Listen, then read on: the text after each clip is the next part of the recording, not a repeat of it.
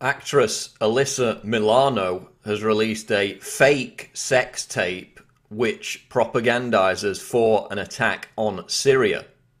And how this was done, as you can see from her official Twitter, is that the so-called sex tape was leaked onto the Funny or Die website, and then shortly afterwards she herself posted it on her official Twitter, pretending as if it was a genuinely leaked real sex tape, therefore attracting a ton of media attention.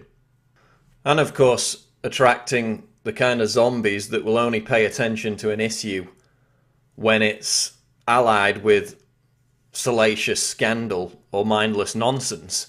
So when you actually watch the so-called sex tape, it's actually a clip of a kind of newsreader type person basically regurgitating the official narrative without any of the nuance or extraneous circumstances regarding an attack on Syria. It's basically a promotion of the Obama administration's propaganda on the attack, the upcoming attack on Syria. And then in the actual description for the video, she writes, or whoever put out this video writes, "If you think people ought to be more informed about Syria in a creative way, you could share and tweet this." So the whole idea is this is about informing the zombies, the kind of people who tweeted out en masse the Coney 2012 video, which turned out to be, again, a propaganda exercise in justifying US military intervention in Africa.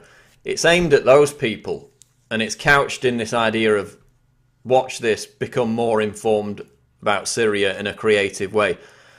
But the fact is, it doesn't inform anyone. It just regurgitates what we've heard from, CNN, ABC, Fox News, a lot of them. It doesn't add any of the nuance, any of the opposing arguments that have been vigorously made in opposition to an attack on Syria, which have resulted in polls in virtually every major Western country, Britain and America at the forefront of that, where the significant majority of the population oppose the attack on Syria. But this so-called sex video basically says Bashar al-Assad was responsible for killing his own people. Now Obama's going to strike him. It basically ends on that. It doesn't add any detail. It doesn't inform anybody about both sides of the debate. Of course, the sex tape, which is designed to inform people on Syria, makes no mention whatsoever of last week's revelations where the Associated Press and BBC correspondent Dale Gavlak, in association with her colleague, who went to Ghouta, the area affected by the chemical weapons attack, interviewed the rebels there, the FSA Western-backed insurgents, who admitted that they were given the chemical weapons but not trained to handle them, causing the accident, causing the explosion that led to the horrible chemical weapons incident which occurred on August 21st. No mention whatsoever of that. And of course, no mention of the incident back in March, which was then revealed in May to have been, again, the responsibility of the Western-backed rebels. They were caught using sarin nerve gas.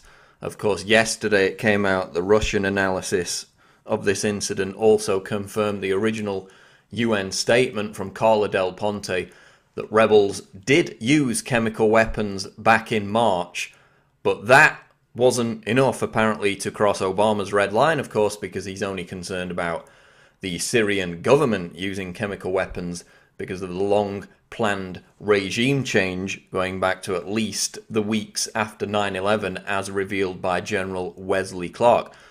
So again, just two little points that you would probably like to include in a debate about an attack on Syria, neither of which are mentioned in the supposedly informative and creative fake sex tape Alyssa Milano video. So here's a little clip from the Alyssa Milano sex tape, which is being used to propagandize to promote a war on Syria. This is Paul Joseph Watson reporting for Infowars.com.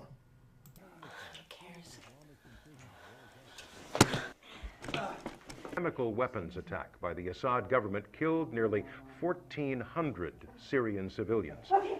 This brutal action by the Syrian government on its own citizens crossed President Obama's red line.